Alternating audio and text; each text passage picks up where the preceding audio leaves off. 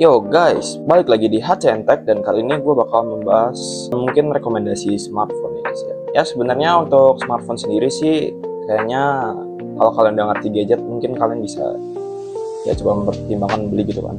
Apalagi ini pas bareng gitu kan. Jadi mungkin dari kalian yang mau beli HP baru, mungkin gue di sini bakal ngasih tips ke kalian ya kan. Gimana sih cara nentuin HP yang bakal kalian beli gitu. Oke, jadi untuk HP-HP yang bakal dibeli itu lebih ke selera kalian juga sih. Jadi ya mungkin kalau kalian nonton rekomendasi gadgetin atau dari channel-channel lain juga, itu kan udah banyak tuh kan HP-HP apa yang worth it dan yang jadi juara gitu.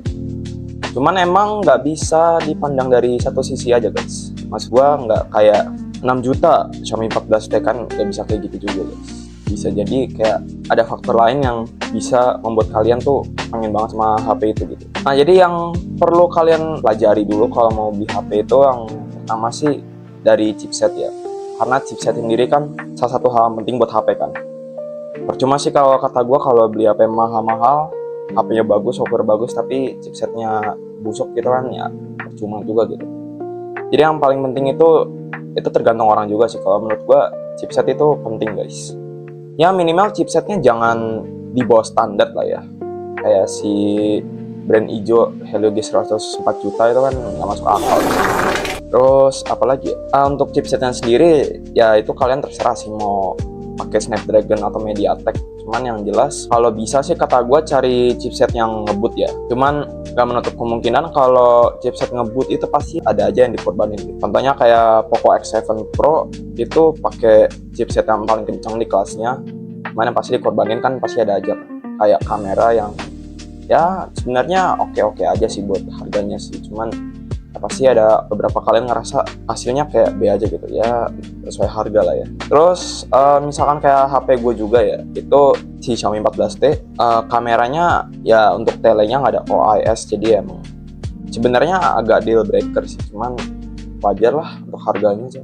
Nah terus habis itu yang perlu diperhatikan lagi, ini mungkin agak nyambung ke yang gue omongin tadi ya, itu soal kamera gitu. Kalau kamera sebenarnya kalian terserah sih mau pilih yang kayak gimana. Kalau buat gue sih kamera kayaknya yang sekali jepret tuh udah hasil bagus cukup lah ya buat gue ya. Terus buat video sendiri juga itu ya mungkin tergantung buat kalian sih. Ada yang ngerasa kalau kalian tuh butuh video kamera depan yang bagus gitu kan. Karena kalau kamera depan bagus ya buat kalian yang sering ngevlog pasti berasa lah ya, itu berguna sih. Cuman buat kalian yang cuma fokus fotografi, buat gua nggak terlalu penting-penting amat sih sebenarnya buat kamera depan. Yang penting kan kamera belakang gitu. Kayak masa kalian setiap hari ya kecuali konten creator kayak gua gini sih, mungkin beda cerita sih. Tapi kalau kebanyakan kalian yang beli HP kan nggak mungkin ya kalau pakai kamera depan terus ya, kecuali emang selfie gitu ya. Cuman kan nggak setiap hari juga gitu kamera depan gitu kan, pasti yang lebih seringnya kamera belakang gitu. Nah untuk kamera belakang sendiri kalau menurut gua ya zaman sekarang kan ultrawide udah mulai banyak yang pakai kan ya, kayak tahun 2022 tuh yang krisis ultrawide ya, itu kocak sih kata gue. Nah tapi menurut gua ya kalau untuk kamera sendiri yang penting itu ada wide sama ultrawide aja, itu aja. Kalau memang nggak ada ultrawide boleh dipikir lagi deh, karena kalau nggak ada ultrawide itu rasanya agak gimana ya. Mungkin beberapa kalian juga ada yang ngerasa nggak ada ultrawide gak apa-apa kok bang, kan tinggal mundur aja. Iya juga, cuman masalahnya kalau areanya sempit masa kalian mau mundur, kan logikanya gitu ya. Dari kamera udah, dan sekarang ke desain HP-nya gitu. Nah untuk desainnya tuh kalian terserah ya mau milih kayak gimana modulnya, dan mungkin ada kalian yang kurang suka juga modul yang kayak 14T gitu kayak HP gua. Terus untuk desainnya juga kalian mau terserah mau pilih yang kamera kompor atau yang mau desain simple kayak Samsung gitu yang dipakai sampai flagship, ya itu terserah sih. Cuman kalau menurut gue sendiri ya, gue sebenarnya kalau desain kayak 14T sih nggak apa-apa. Cuman yang gue nggak suka itu kamera gede-gede ya, anggap aja segini tapi isinya kosong. Nah itu yang gue nggak suka. Jadi untuk desain kamera itu terserah kalian sih.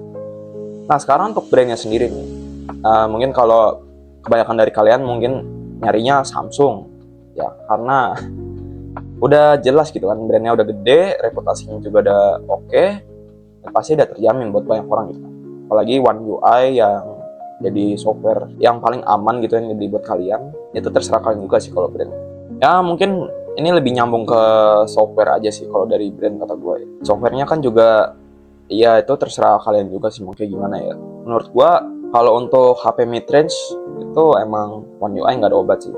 Cuman kalau untuk flagship kata gue Color OS juga boleh tuh dilirik tuh. Bahkan sampai gadgetin aja ngerekomendasiin Oppo Find X8 itu jadi HP terbaik flagship karena OS. Ya itu terserah kalian juga sih untuk OS. Nah habis itu yang penting juga tuh buat kalian sebenarnya lebih ke ya mungkin sisa-sisanya itu bonus aja lah ya, kayak fingerprint dalam layar itu udah pasti lah untuk banyak HP zaman sekarang. Habis itu buat fast charging ya itu juga terserah kalian sih. Ada mungkin yang kalian yang kalau beli HP tuh mesti include charger gitu kan. Kalau nggak include charger rasanya males gitu beli kabel charger lagi karena mahal dan ya mungkin kalian males belinya juga.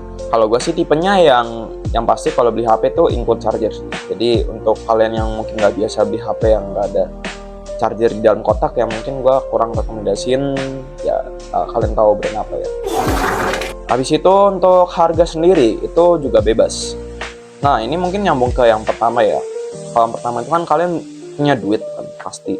Nah kalian tentuin tuh harganya mau berapa. Dengan duit yang kalian punya, kalian tentuin sendiri mau budget mentoknya tuh harganya berapa gitu. Nah mungkin untuk HP-nya sendiri gue mungkin nggak bisa rekomendasi di sini karena mungkin bakal terlalu panjang untuk videonya. Di sini gue cuma ngasih tips doang gimana kalian tuh bisa beli HP tapi dengan duit yang kalian punya itu kalian nggak nyesel beli HP. Saran gue sih sebenarnya kalau beli HP jangan yang ya ini yang gue balik lagi yang pertama sih. Jangan chipsetnya terlalu lemah, apalagi di bawah standar. Jadi minimal kalau mau beli HP tuh chipsetnya standar lah ya. Ya nggak terlalu bapuk lah. Kalau terlalu di atas terserah sih. Cuman sesuaiin aja sama kalian. Nah, habis itu yang terakhir nih soal AI. Sebenarnya kalau AI itu ya tergantung juga sih kata gue ya. Kayak dulu gue kira AI di Samsung Midrange itu ternyata sama kayak flagship, taunya juga.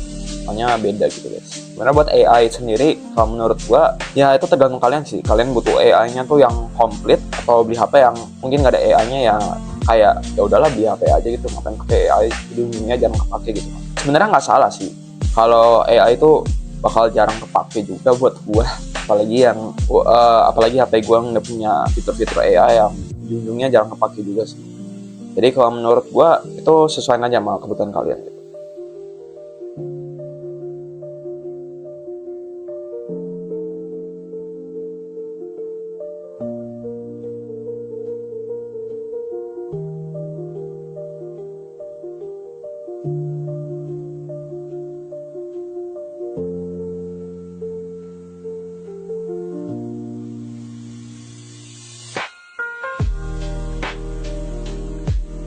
Oke, jadi video gue untuk rekomendasiin kalian ini cara mempelajari membeli HP segini dulu ya guys ya.